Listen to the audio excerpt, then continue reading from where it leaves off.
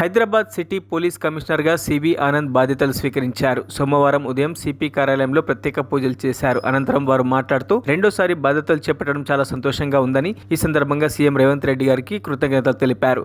ప్రస్తుతం రాష్ట్ర ప్రభుత్వం డ్రగ్స్ పై సీరియస్గా ఉందని, డ్రగ్స్ గంజాయి నిర్మూలనకు కృషి చేస్తున్నామని తెలిపారు.